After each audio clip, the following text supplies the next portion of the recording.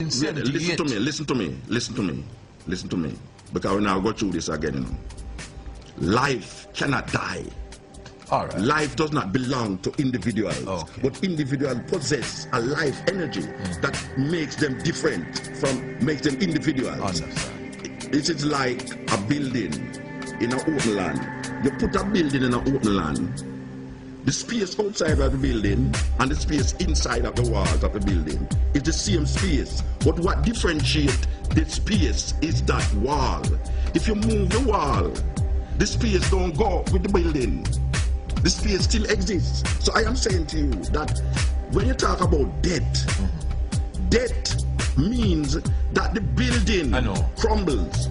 But there's nothing that is following the building. There's nothing that is coming out of the building. Yeah. The space still exists. So the space don't move, you know. So when a man says somebody dead, and therefore now in life come out time, that is really a Western mindset. So the life does not have an individualistic personality. Right. I see your point. See? So life is the energy, is the source that binds everything together. The life that makes you understand what is now is continuous. Body is the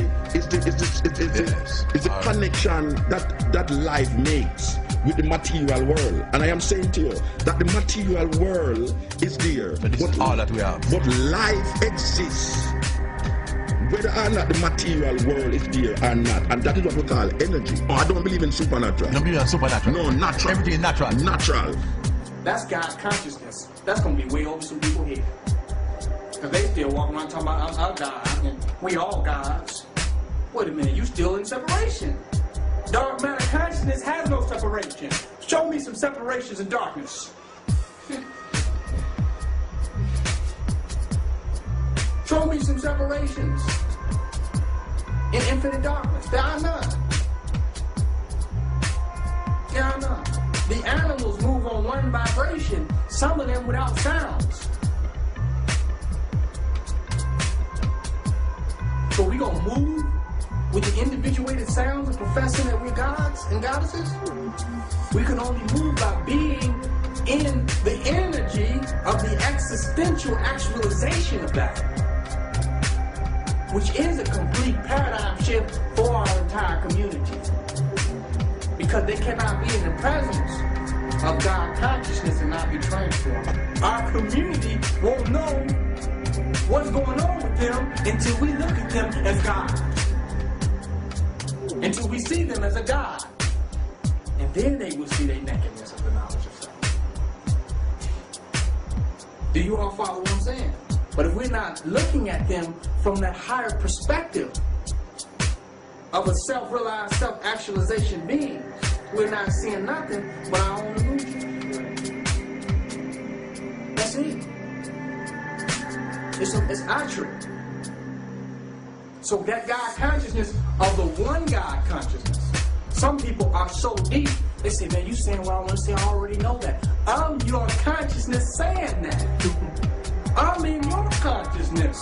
I'm the God in and your consciousness. You are saying this. You just think you over there.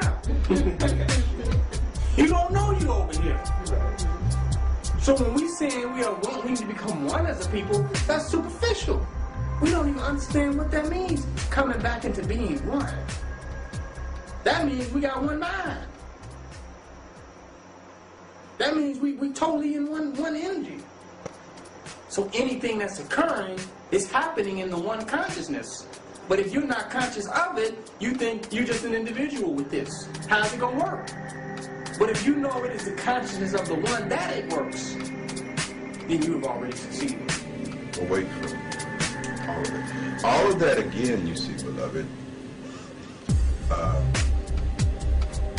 is understood by understanding the spiritual nature of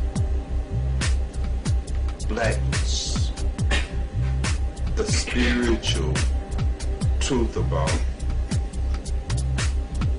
darkness as being the womb out of which everything and everyone comes. This is how you become fearless, by moving into this darkness. So you have to have a little bit of a different understanding about darkness, about blackness.